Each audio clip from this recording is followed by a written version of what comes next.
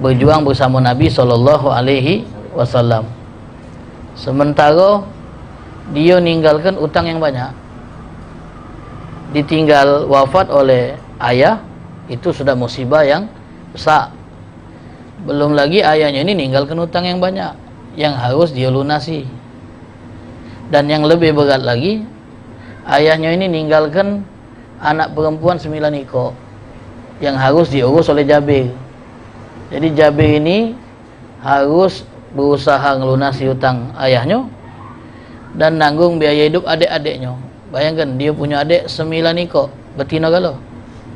Dan zaman itu, Pak, hadirin yang dirahmati oleh Allah, betina tu tidak bergawe. Kalau zaman kita kan betina ada yang bergawe. Kalau zaman dulu betina ditanggung biaya hidupnya oleh laki-laki. Jabir ini harus nanggung 9 ekor adiknya yang masih kecil sampai mereka nikah, sehingga ada yang menggantikan posisi beliau untuk nanggung biaya hidup adik-adiknya. Apa dak pusing? Apa dak murung? Apa dak tiba-tiba banyak merenung? Gara-gara ditinggal wafat oleh ayah yang dicintai dan harus melunasi hutang serta nanggung biaya hidup adik-adiknya. Nabi pun cuba menghibur Jabir dengan nunjuk tahu apa yang dialami oleh ayahnya setelah syahid di perang Uhud. Wahai Jabir, galak dak kunjuk kabar gembira tentang keadaan ayahmu di sana. Kata Jabir, ya Rasulullah. Lalu Nabi SAW bercerita, sesungguhnya Allah menghidupkan ayahmu, lalu ngajak ayahmu ngomong secara langsung. Allah tu kalau nak berdialog, berbincang dengan hambanya, itu selalu dibalik tabir, tidak langsung. Kalau Allah nak ngobrol, bicara dengan hambanya, itu pasti ada tabir, penghalang yang menghalangi antara hamba ini dengan Allah. Jadi cuman bisa bicara be. Nah, ayahmu itu bicara langsung sama Allah tanpa ada tabir yang menghalangi, bicara langsung. Kita tak perlu mikirkan macam mana prosesnya itu. Kita cuman dengar cerita ini dan ngimani be. Ngomong langsung Allah tu sama ayahmu. Apa yang Allah Ta'ala katakan kepada bapakmu? Ya abdi tamanni alayya u'tika. Wahai hambaku, minta apa yang nak kau pinta sama aku. Ayah Jabir di alam sana, Pak, ngomong sama Allah, bincang sama Allah. Dalam obrolan itu Allah ngomong sama dia, wahai hambaku, minta apa be yang nak kau pinta, kunjuk. Apa terfikir dengan anak yang masih hidup tu? Ya Allah, itu no anak aku Jabir sian lanang dewean, limpahkanlah rezeki supaya pajak maya hutang aku dan ngurus adik-adiknya. Ya Allah, anak aku no 9 ekor yang betina, tolong jagakan sampai dia ketemu jodohnya, jamin hidup dia ya Allah. Semestinya kan minta yang cak itu kan untuk anaknya. Mumpung diinjak Allah kesempatan untuk minta dan Allah jamin, pasti Allah unjuk. Tapi malah yang dia minta di luar prediksi. Malah yang dia minta kepada Allah, ya Allah, kalau memang kau berkata demikian, hidupkan lagi aku supaya pacak perang lagi dan mati lagi untuk kedua kalinya. Lemak niat mati syahid itu getinya. Getinya mati syahid itu mati yang paling lemak. Kalau mak itu hidupkan lagi aku supaya pacak mati lagi yang 2 kali. Kalau memang mati yang kedua kali, kau suruh minta lagi, minta hidup lagi, biar pacak mati 3 kali. Dan terus benar mati syahid, hidup lagi, mati lagi, hidup lagi. Kata Allah ngomong sama ayahnya Jabir yang bernama Abdullah bin Haram, wahai hambaku, sudah menjadi sebuah ketetapan yang aku buat bahwa wong yang mati tak baca balik lagi. Jadi tak baca kau balik lagi ke dunia, biar baca mati sekali lagi di jalan Allah. Sudah kalau cak itu ya Allah, minta aku sikok kabar ke dengan orang yang masih hidup apa yang kami dapat sebagai orang yang mati syahid di jalanmu, biar mereka pun berebut pengen mati syahid juga. Jadi kalau ada panggilan jihad, tidak lari dan tidak sembunyi sebagai wong yang pengecut, malah mereka berebut supaya pacak mati syahid juga seperti kami. Unjuk tahu mereka yang hidup ya Allah, apa yang didapat oleh wong yang mati syahid, agar mereka berebut ingin mati syahid juga. Akhirnya turunlah ayat, wala tahsabannalladzina qutilu fi sabilillahi amwatan bal ahyaun inda rabbihim yurzakun. Ceritanya selesai. Nah, sekarang di tulisan ini, di kitab ini, sang penulis cuba ngembek beberapa pelajaran dari cerita yang tadi sudah kita bawakan. Yang pertama, pelajaran yang beliau dapatkan dari cerita tadi adalah al-firaku alimun. Berpisah itu menyakitkan. Perpisahan itu nyakitkan. Wa faqdul ahibah, kehilangan wong yang dicinta itu sangat-sangat berat untuk bisa diterima. Perpisahan itu nyakitkan. Kehilangan wong yang dicintai itu berat untuk bisa kita terima. Dan itu nampak dari yang dialami Jabir. Setelah ayahnya wafat, Jabir kelihatan murung dan bersedih karena kehilangan orang yang dicintai, yaitu ayahnya yang meninggal di perang Uhud. Jadi ma'asyiral hadirin, kata penulis kitab ini, saat beliau membuat kesimpulan dari cerita tersebut, yang pertama adalah perpisahan itu menyakitkan dan kehilangan wong yang dicintai itu berat untuk bisa diterima.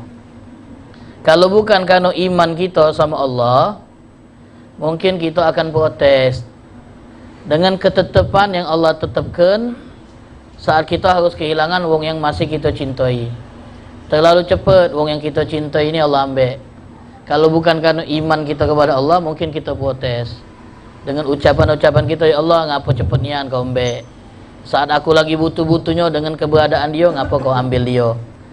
Tapi karena iman kita kepada Allah, akhirnya kita kuat dan bisa menerima ketetapan tersebut dengan pasrah dan lapang dada serta dengan kesabaran. Hadirin yang dirahmati oleh Allah, jangankan perpisahan untuk selama-lamanya di dunia dengan kematian. Kita kadang pisah sesaat dengan wong yang kita cintai, itu juga berat. Ada orang tua yang ngelepas anaknya harus berangkat pelatihan misalnya kan. Misalnya anaknya ini nak mengejar cita-citanya, tapi harus jauh dari orang tua. Orang tuanya tadi ngelepas anaknya berangkat 3 bulan, 4 bulan atau tahunan, berat nian. Ada drama lagi pas dia nak ngelepas anaknya tadi berangkat, baik di bandara atau di stasiun, ada drama, mewek, nangis. Ibunya biasa yang nangis ni kan, biasa ibu yang paling dekat hubungan dengan anak, nangislah ibunya tadi, neteskan banyu mata. Padahal pacak teleponan zaman sekarang ni. Bukan dia berangkat hilang kontak, cak zaman dulu kan, berangkat hilang nian kontak, entah balik apa tidak. Zaman sekarang kan pacak teleponan. Bukan cuma teleponan, video callan. Pacak gitu no ngawas. Tapi tetap gagal yang tak bertemu tu kadang-kadang ngasuh kurang puas gitu. Gagal yang tak bertemu secara langsung. Dulu anak kita ni kalau kita pengen dekap dia, tinggal dekap kan dekat. Ini mana dia jauh, meluk HP tu lah, no, mana terasa. Arik teleponan tu nangis. Ya wajar. Namanya wong cinta. Tapi ada yang pacak nyembunyikan itu. Biasanya bapak-bapak, wong lanang malu nangis-nangis, kata wong cengeng ge. Jadi dia berusaha nahan banyu matanya. Cak-cak kuat dia. Padahal berat juga nak ngelepas anaknya berangkat ke Mesir 5 tahun belajar. Atau ke Hadramut 5 tahun belajar. Berat sebenarnya. Tapi untuk masa depan tak apa-apa nak. Berangkatlah nak. Benar-benar di sana. Nangis tapi netes semuanya. Wajar. Nah ini berpisah sesaat. Yang bakal balik lagi. Ya tak? Kemungkinan balik laginya ada. Karena anaknya bukan mati. Tapi tetap berat gitu ngelepasnya. Tetap berat. Ya normal. Manusiawi. Nah apalagi bayangan kalau meninggal dan berpisah untuk selama-lamanya di dunia. Tambah berat lagi. Jadi jangan heran gitu kalau nyengok wong yang ditinggal mati oleh wong yang dia cintai, nangis dia. Nangis dia. Tak baca dia nahan banyak matanya. Itu hal yang lumrah. Itu hal yang wajar. Nabi nangis saat ditinggal oleh Ibrahim putranya yang masih 2 tahun. Nabi menangis saat melihat Sayyidina Hamzah syahid di medan Uhud. Nabi SAW bersedih saat ditinggal oleh Khadijah. Nangis, sedih, berduka saat ditinggal mati. Itu tak katik kaitan dengan masalah iman. Wong yang paling kuat imannya, wong yang tak bakal nangis saat ditinggal mati. Nabi nangis. Wong yang paling sempurna imannya nangis juga. Karena ini soal perasaan. Kau ni katik perasaan ni ya ni, uji kawan tadi. Ngapo? Itu untuk kau meninggal biasa we kau. Okey ngokok ngopi buluk. Untuk kau meninggal ni oi. Cerita-cerita ngakak-ngakak di Jabo. Wong tua kau yang meninggal ni katik sedih-sedihnya apa kau? Katik duka-dukanya apa kau ni? Ngapa ada wong yang tak bersedih saat wong terdekat hubungannya dengan dia meninggal? Ngapa? Karena katik rasa, katik cinta. Semakin cinta kita dengan wong, semakin berat kita ngelepas kepergiannya.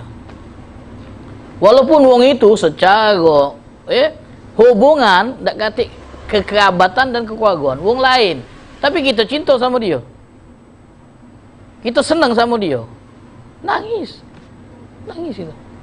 Sedih gitu atas kepergiannya. Ada wong yang ditinggal mati oleh wong yang paling dekat hubungan dengan dia, bapaknya, ibunya, anaknya, tapi biasa be. Dulunya biasa be. Karena dak katik rasa cinta, dak katik rasa kasih, sehingga itu tidak terlihat dari ekspresi dia saat ditinggal mati. Seperti itu. Semakin besar cinta wong, semakin perih rasanya saat ditinggal mati. Perih. Ada Syekh Salman Al-Audah dari Saudi Arabia. Beliau masih hidup. Beliau dipenjara oleh rezim karena pernah mengkritik. Akhirnya beliau ditangkap dan dipenjara. Nah, saat beliau dipenjara, menjalani hukuman yang sebenarnya beliau tak layak dihukum, beliau harus kehilangan istrinya, meninggal istrinya. Selama beliau di penjara, beliau kehilangan istrinya. Dapat izin untuk nganter istrinya ke pemakaman. Nah, saat proses pemakaman selesai, beliau berdiri di pusara istrinya, di depan makam istrinya, dengan duka dan air mata. Beliau ngomong macam ini, wahai istriku, hal yang bisa menghibur aku saat ini atas duka yang aku rasakan adalah bahwa kehilangan ini bukan kau yang rasakan, tapi aku. Yang bisa menghibur aku atas duka yang aku rasakan saat ini adalah bahwa kehilangan ini harus aku yang rasakannya, bukan kau. Tak terbayang aku kalau seandainya yang harus kehilangan itu adalah kau. Ini menunjukkan hubungan yang luar biasa antara sepasang suami istri ini. Sehingga kehilangan itu memang betul-betul membuat luka yang mendalam di hati masing-masing pasangan. Tapi yang bisa ngibur aku, rasa sakit ditinggalkan, aku yang ngasuhnya, bukan kau. Itu yang bisa ngibur aku. Atau suaminya tadi. Nah, ini menunjukkan betapa besar cintanya Syekh Salman Al-Audah ini kepada istrinya. Ada lagi hadirin yang dirahmati oleh Allah, seorang yang bertanya dengan Syekh via telepon. Dia nanya sama Syekh, kami ini sudah membangun rumah tangga 40 tahun. 40 tahun membangun rumah tangga. Lama ini. Suka dukonya, asam manisnya sudah terasa kalau ini 40 tahun. Kemudian dia ngomong, dan aku tidak ingat bahwa aku pernah konflik besar dengan bini aku selama 40 tahun itu. Bagusnya berarti. Dan baru 8 bulan yang lalu aku ditinggal mati oleh istriku ini. Dan selama 8 bulan itu aku nangis terus. Lagi semayang nangis ingat bini, lagi ngaji nangis ingat bini, pas tahajud juga kadang-kadang nangis ingat bini. Beratnya rasanya ditinggal oleh istri aku ini. Kira-kira nak aku tanya ke ini. Dia bukan curhat, nak nanya hukum. Sah tak solat aku kalau aku nangis karena teringat bini aku? Kira-kira ngurangi pahala tak ngaji aku kalau sambil nangis teringat bini aku? Kira-kira mak manalah perasaan isteri aku saat mengetahui suaminya nangisi dia terus? Nanya itu dia. Syekh ini kagum, ada retinya laki-laki yang seperti ini, dan ada perempuan yang ditangisi oleh laki-laki karena kepergiannya. Ada yang ditinggal bini. Biasa biasa santai dia, nangis tidak ada tapi ada yang ditinggal istri nangis lama. Sayyidah Khadijah itu hadirin itu tak tergantikan kan posisinya kan. Sayyidah Aisyah pernah ngomong sama Nabi, ngapa masih ngingat wanita tua itu padahal engkau sudah dapat ganti yang lebih baik? Maksudnya diri beliau. Nabi paham omongan ini motifnya cemburu, dan Nabi tahu cara menanganinya. Kata Nabi ulti kalau bahasa kitanya, Allah tak pernah ngenjuk aku pengganti Khadijah. Khadijah tak ganti-gantinya. Walaupun Nabi SAW itu sudah menikah berapa kali setelah Khadijah wafat. Beliau punya istri 11, 2 wafat di masa beliau, dan beliau meninggalkan 9 istri saat wafat. Dan beliau mengatakan tak ada satu pun yang bisa menggantikan posisi Khadijah. Karena sesuatu yang sudah netap di hati itu tak baca keluar. Hati ni cuma baca netap sikok bawa banyak. Jangan 2 hati kau ni. Itu kata Nabi SAW. Makanya terkenang terus Nabi dengan Khadijah kan. Apapun yang membangkitkan kenangan dengan Khadijah, pasti Nabi akan bernostalgia. Pernah ada seorang perempuan ketok pintu rumah Nabi, mengucap salam, suaranya mirip suara Khadijah. Terkenang Nabi. Nah, ini suara Khadijah je. Marah lagi Sayyidah Aisyah, cemburu lagi. Khadijah lagi kata. Dan Nabi SAW memaklumi itu. Kalau kita marah pula, cemburu Kalau Nabi dah luar biasa. Nabi kita Muhammad sallallahu alaihi wasallam.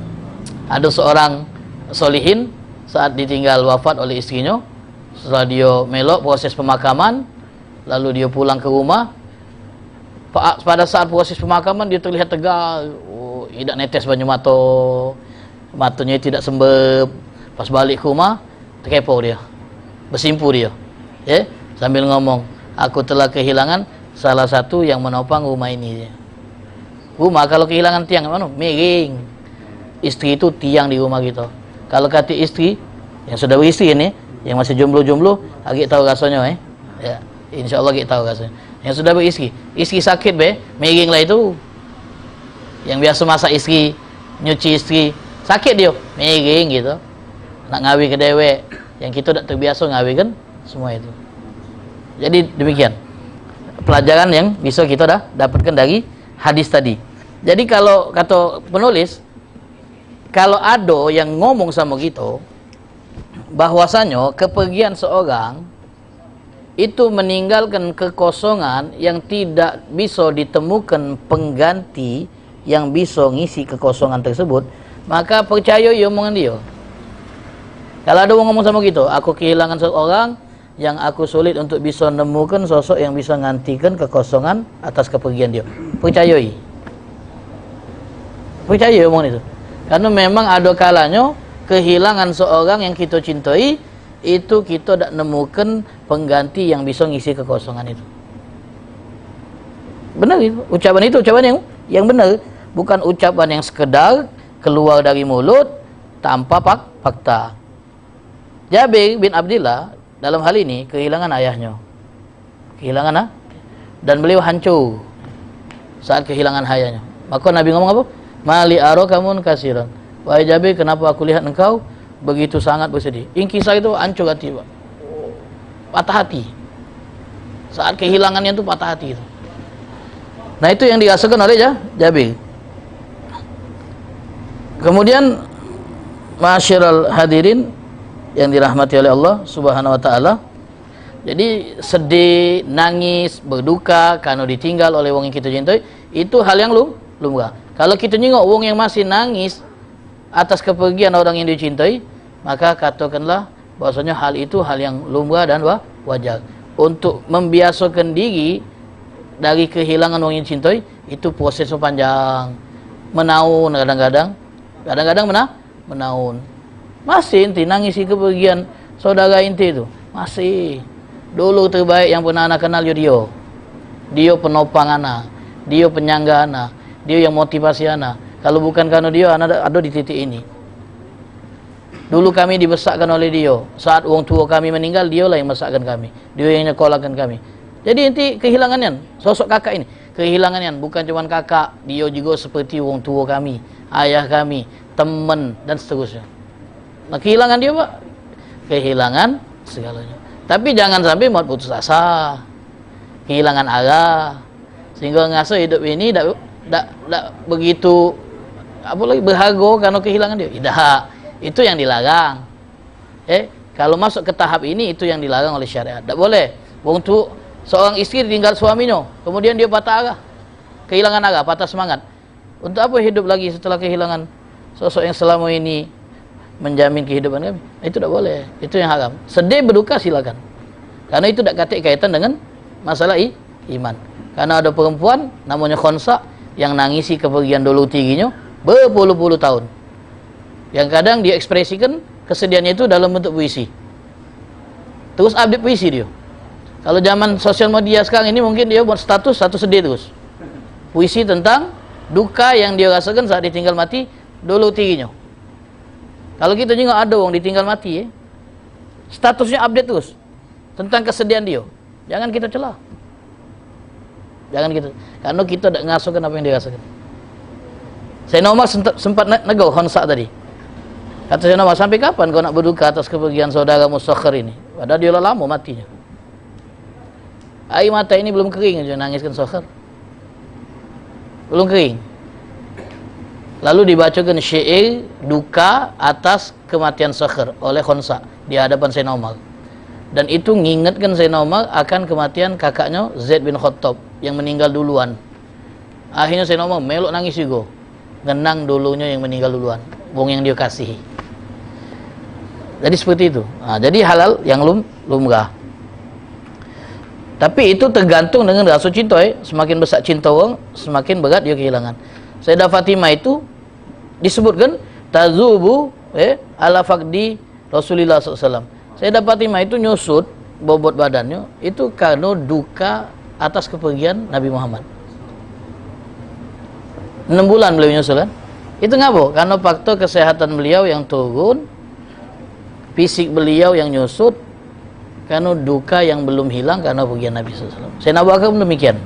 Sayyidina Abu Bakar itu bobotnya nyusut karena duka sebab ditinggal oleh Nabi SAW. Dan kita akan melihat perubahan seseorang itu karena ditinggal mati oleh yang dia cintai. Perubahan yang dia. Yang dulu ceria berubah. Itu gara-gara kehilangan tadi. Jadi demikian. Itu pelajaran pertama. Pelajaran berikutnya yang bisa kita ambil dari kisah ini adalah cara Nabi menghibur wong yang lagi sedih. Nah, ini yang patut kita contoh.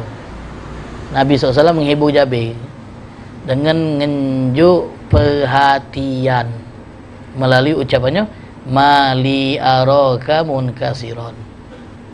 Kenapa engkau terlihat tampak sedih wahai Jabir? Ucapan yang seperti ini dan senada ini itu ucapan yang sangat menyejukkan hati wong yang mendengarnya saat dia lagi sedih. Ketemu wong sedih gitu, kemudian kita tunjukkan perhatian kita melalui kalimat-kalimat yang seperti Nabi tunjukkan. Itu bentuk perhatian. Ada wong hadirin yang dirahmati oleh Allah, saat dia punya problem, saat dia lagi ada masalah, sebenarnya dia tidak mencari wong yang pacak ngatasi masalah dia. Tok dak. Bisa jadi yang dia cari wong yang galak nyemangati dia, wong yang peduli dengan masalah yang dia hadapi, wong yang memberi dukungan dan support kepada dia yang lagi punya masalah. Melebihi dari keinginan dia ketemu wong yang galak menyelesaikan masalahnya. Aku tahu masalahku ini berat. Aku be tak mampu untuk menyelesaikannya. Nak ngandalkan orang lain untuk menyelesaikan masalahku juga berat. Paling tidak aku pengen tengok dukungan dari kawan-kawan yang dulu ada di sekitar aku. Nah mano keluarga-keluarga, mano supportnya. Kok saat aku dalam kondisi seperti ini mereka lari dan ninggalkan aku sendiri. Makanya kalau ada orang yang nunjukkan perhatian dan supportnya kepada orang ini, itu tak bakal dia lupakan. Tak bakal dia. Momen saat dia lagi susah, tiba-tiba ada orang yang nunjukkan perhatian. Cuman nunjukkan perhatian be, nunjukkan kepedulian.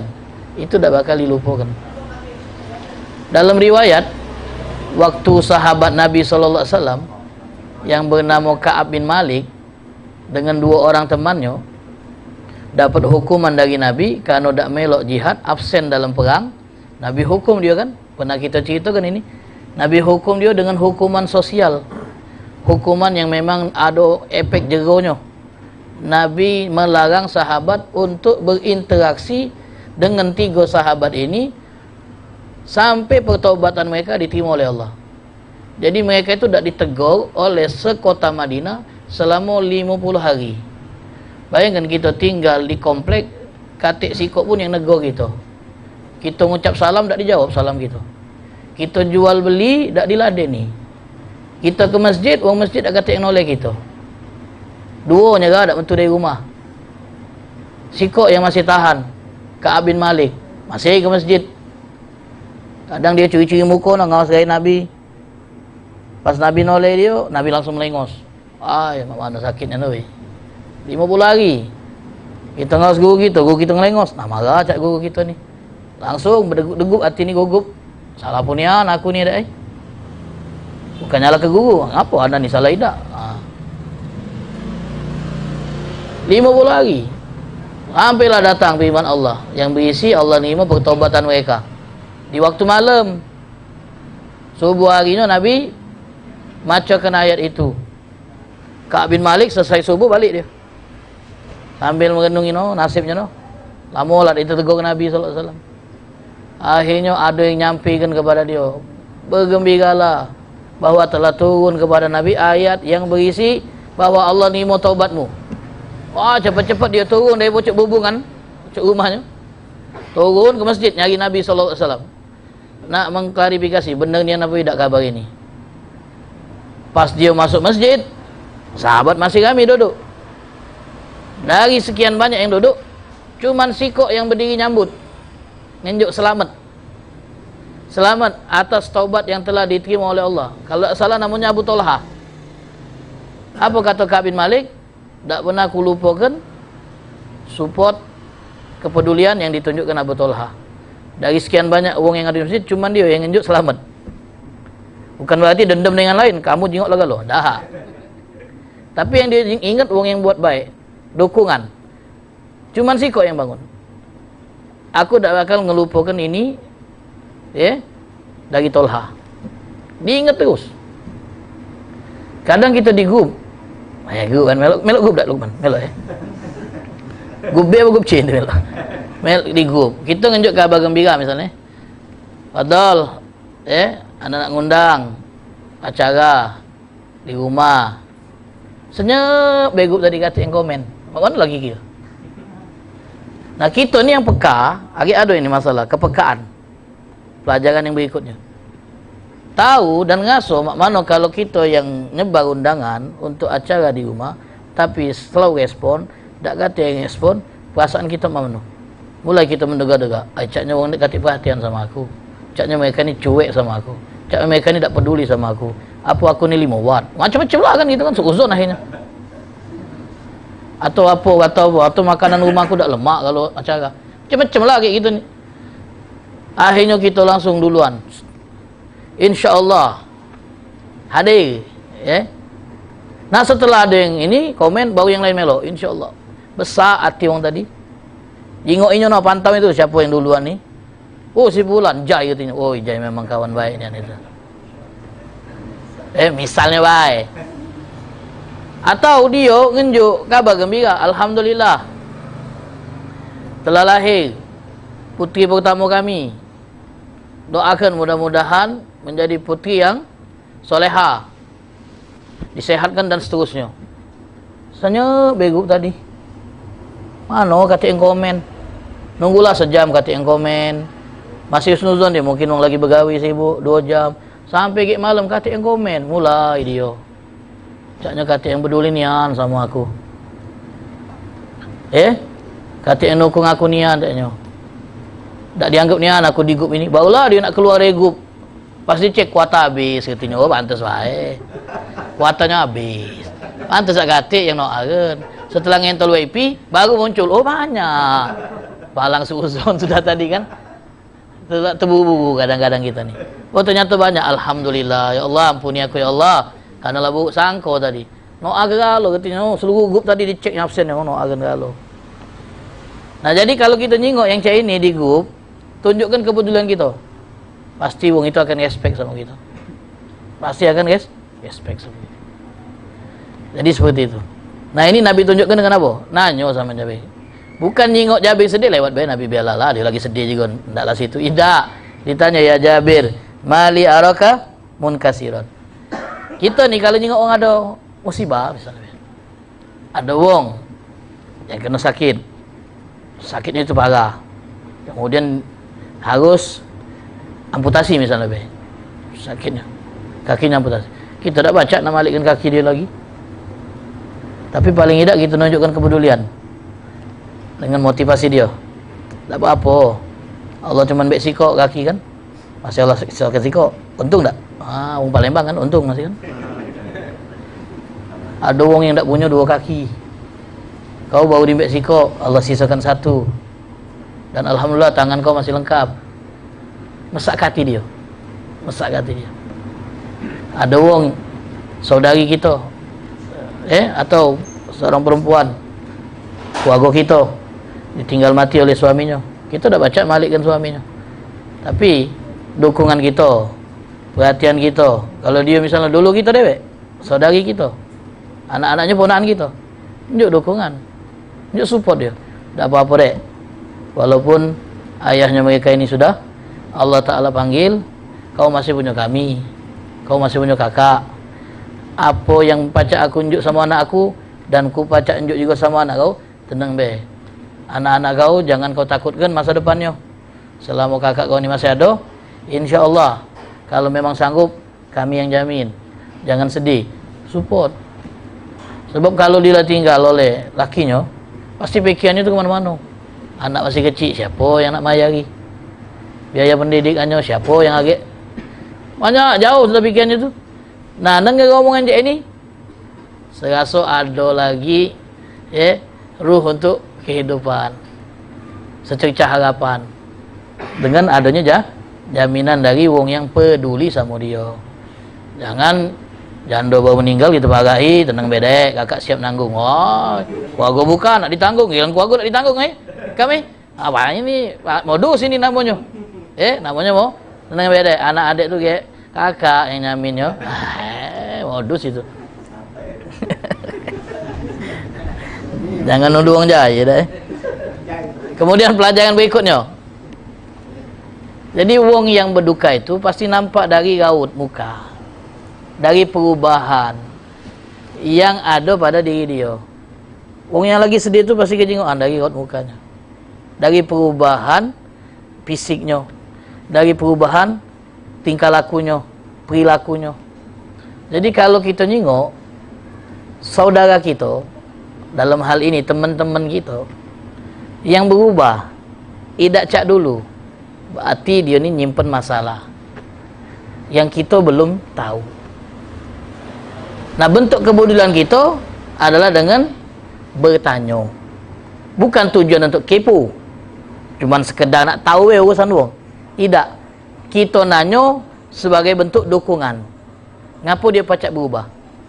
Dulu dia ini ceria nian, sering ketawa kalau ngumpul. Ini caknya sudah berubah. Raut muka ceria dia tak jingok lagi. Raut muka ceria tak jingok lagi. Aduh main terbangan siapa?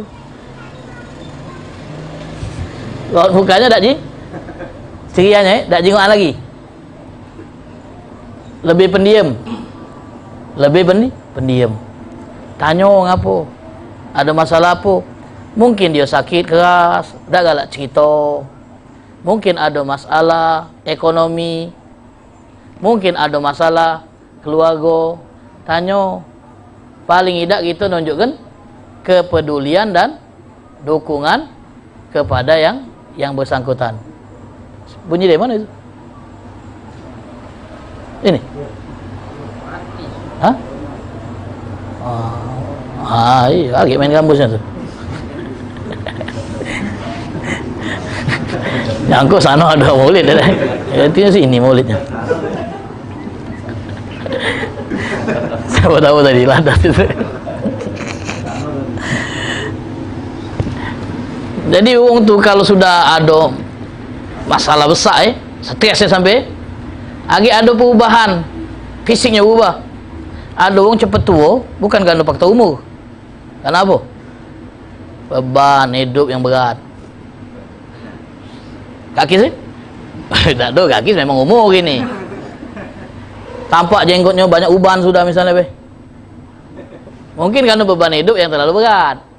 Jadi cepat nuo. Ini umur 40 tapi cak 70 ngapa? Cak tua nian. Oh, ketahuilah dia nyimpen beban yang berat di pikirannya sehingga membuat itu berpengaruh kepada fisiknya. Yang dulu rapi, tampilannya itu luar biasa, pacak berubah gara-gara masalah berat yang dia alami, kehilangan yang dia harus rasakan.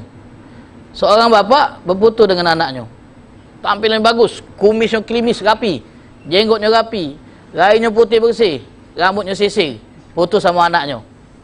Setelah anaknya mati, diputus lagi dia, berubah total, rambutnya tak lagi bersisir, kumisnya tak rapi lagi, rainya tidak putih lagi. Ngapa? Dia ngerasa berat nian kehilangan anaknya, sehingga untuk ngerawat diri pun tak peduli lagi dia. Karena musibah.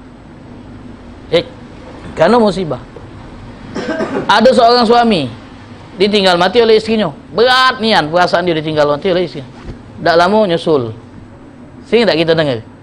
Ada orang yang baru ditinggal mati istrinya, baru 3 hari nyusul 3 hari, hari ketiga. Hari ketujuh nyusul. Ngapa? Tak tahan, tak harus kehilangan. Kami pun nak ngisi takziah, Pak. 40 hari ya, kalau tak salah.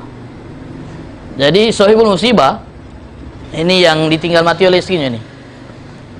Dalam sambutan ngomong, kami ini 40 hari ditinggal oleh bini ini, tapi sedihnya belum hilang sampai sekarang. Wah, hebat aja gitu ini. Dia ngumumkan pula. Bahkan sampai detik ini di hari 40 ini, itu tiap hari anak mengunjungi makam istrinya. 40 hari dikunjungi makam istrinya. Ya, karena memang jaraknya terlalu jauh. Jadi dia kunjungi tiap pagi je. Habis subuh, setelah hari terang, jalan dia ke kuburan, dikunjunginya bininya. 40 hari. Ya, memang pacak be anak nikah lagi dia. Tapi kenangan dengan istri ini belum lupa je. Belum lupa. Nah, jadi itu. Jadi ada orang yang kalau jengok, kita jengok, kenapa pacak berubah? Cari tahu untuk menunjukkan kepedulian kita dengan dia. Terakhir, dunia ini memang tempat kita diuji. Darul ibtila dunia ini. Dunia ini tidak selalu indah. Kalaupun kita ngalami yang indah, fase-fase indah, itu sifatnya sesaat. Karena kehidupan ini siklusnya berubah terus. Hari ini kita senang ya, besok sedih kita kayak. Ada momen kita akan sedih. Tunggu be. Hari ini sedih. Tunggu be momen di mana kita akan senang. Hari ini kita sehat. Hari tunggu momen kita sakit. Hari ini sakit. Hari ada momennya kita sehat. Nah, itulah putarannya. Hari ini kita kumpul, esok kita akan pisah. Hari ini kita bersama, esok kita akan saling menjauh. Dunia ini tempat di mana impian tidak selalu bisa dicapai. Tidak semua yang kita impikan itu pasti bisa kita wujudkan. Dunia ini tempat di mana cita-cita itu kadang-kadang harus putus di tengah jalan tanpa bisa kita selesaikan. rencana-rencana yang kita sudah buat, schedule yang kita sudah tetapkan, kadang-kadang harus kita batalkan karena memang dunia ini tempat di mana impian tidak bisa kita wujudkan secara keseluruhan. Dunia ini tempat di mana silaturahim kadang-kadang diputus karena persoalan dunia. Dunia ini tempat di mana pertemanan kadang-kadang hancur karena urusan-urusan yang sepele. Dan inilah hakikat dunia. Dunia ini banyak tak lemaknya. Lemaknya itu bonus. Tempat yang cuma lemak, tak katik tak lemak, cuma di sana. Di surga. Kalau bahasa orang Bingin, swarga. Kalau orang Sunda, itu jamak surga, swarga tu. Cuma di sana. Dunia ini pasti ada part tak lemaknya. Pasti ada. Jadi yang lemak itu bonus. Banyaklah tak lemaknya. Dunia ini tempat di mana nikmat akan berkurang rasanya. Hari ini kita pacak makan lemak, makan apapun tanpa pantang. Agak ada momen kita cuma pacak makan makanan tertentu tak pacak lagi makan lemak. Daging-dagingan sudah mulai dihindari, goreng-gorengan sudah tak diminati. Yang pacak kita makan bubur juga di blender, minumnya disedot. Ada momennya itu. Ada momennya. Nikmat dunia ini Pak, lama-lama akan berkurang. Yang tadinya terasa nian, lama-lama berkurang, akhirnya hilang rasa. Penutup. Penutup deh. Masih gambus tadi tak? Habis. Ada yang bertanya sama kami. Asli kami nanya kan kamu dia. Nah kak kisah ada itu saksinya. Mungkin kak kisah. Beb, mana Beb? Dosa dah anak ni Beb. Ngapa dosa-dosa tiba-tiba ni gitu? Anak lah 2 tahun tak bergaul sama bini. Apa je gitu? Faktor umur Beb. Umur lah 70. Tak kuawuh lagi je dia. Dan tak ada hasrat lagi juga. Kira-kira bini marah tak? Tak, dia juga maklum. Oh iya. Bayangkan nikmat yang dulu banyak dikejar oleh wong, yang tahan dia melakukan dengan cara haram, tahan dia mengorbankan duit mayar untuk bisa dapat nikmat itu, pada saatnya nanti depan mata pun tak nafsu. Dulu untuk dapat barang haram ini mengeluarkan duit. Kalau dia punya banyak duit, rela dia mengeluarkan berapa pun. 50 juta.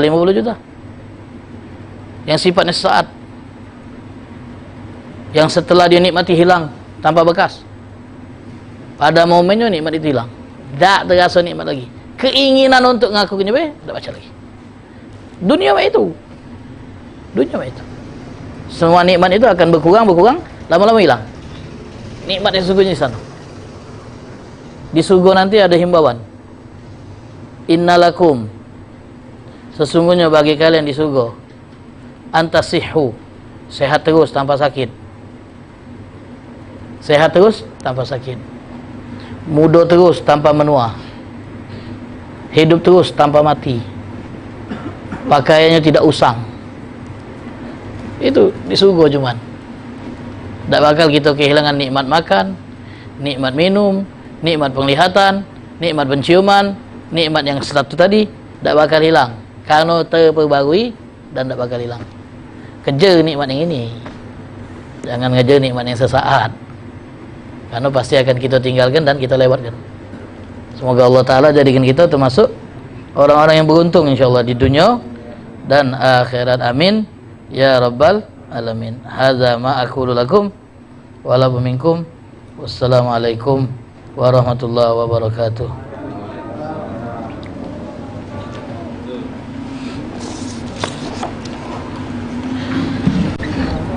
Ya Sayyidi ya Rasulullah ya man lahul jahu indallah innal musina قد جاءوك للذنب يستغفرون الله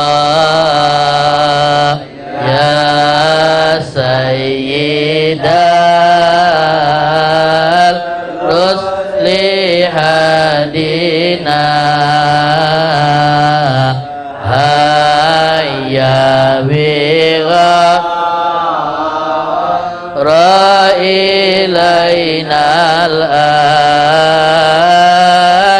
يا همة سادات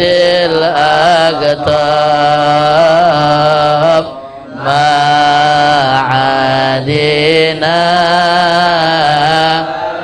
صدق وسر نادي المهاجر صبي الله ذاك ابن عيسى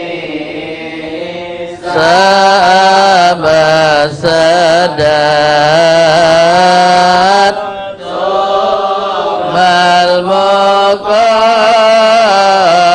المقدم ولي الله غوث الورى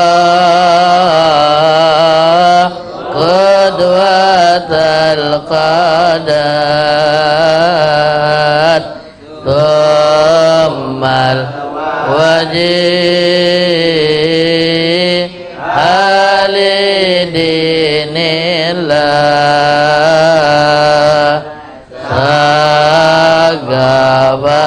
سقبنا خارق العادات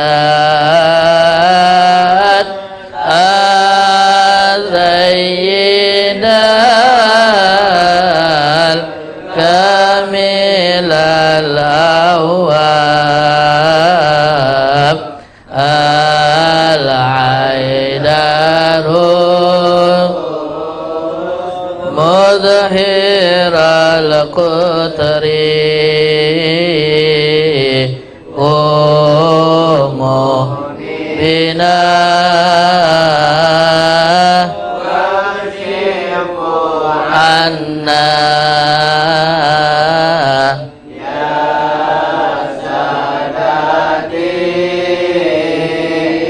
هذه الأسواق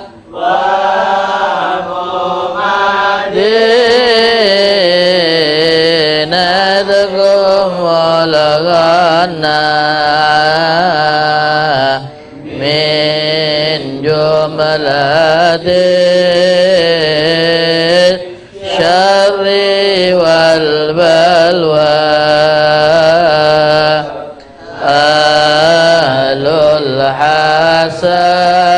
الحساب والنسب الأسنى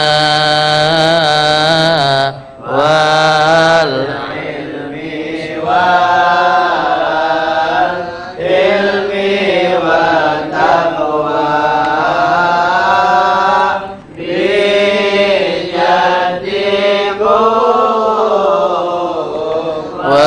وبكم تنجاب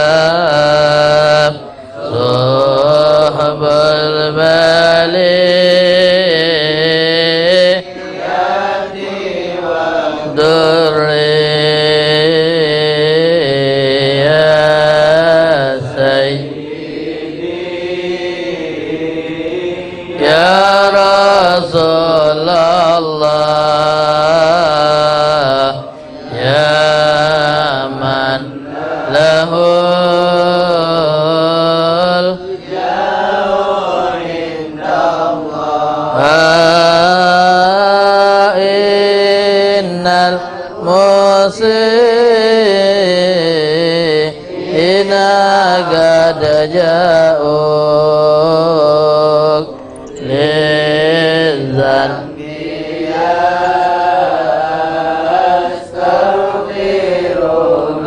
وتعب القول إقبال صلاح والأعمال نغفر الذنوب ويسر ويكشف الكل يبلغ كل مطلوب أن نقضي حاجاتنا حاجاتنا شيخنا حاجاتنا علينا وحاجاتنا وصلنا بدعاء بقضاء حاجاتنا وأشفاء مرضنا خصوصا مرض أبي علي بن شيخا بن شهاب الله يشفي شفاء عاجلا شفاء لا يغادر سقما ولا علما ولمن أوصلنا بالدعاء ثم إلى أرواح شريفة رقية بنت أحمد مهدى بن شهاب شريف والشيخ شيخ بن علي بن شهاب شريف النور بنت شيخ بن شهاب وشريفة نجاتي بنت شيخ بن شهاب شريفة منيرة بنت عبد الرحمن بن شهاب شريفة النعمة بنت حامد بن شهاب وسيد أحمد بن سالم الكا وشريفة بدرية بنت شيخ بن شهاب ثم إلى روح الحبيب عبد الله بن علي الحد أن الله يغفر لهم ويرحمهم ويسكنهم الجنة برحمته والدينا والدين خاصة جميع أمواتنا وأموات المسلمين عامة وإلى حضرة النبي محمد صلى الله عليه وسلم الفاتحة. أعوذ بالله من الشيطان الرجيم. بسم الله الرحمن الرحيم. الحمد لله رب العالمين الرحمن الرحيم. إياك نعبد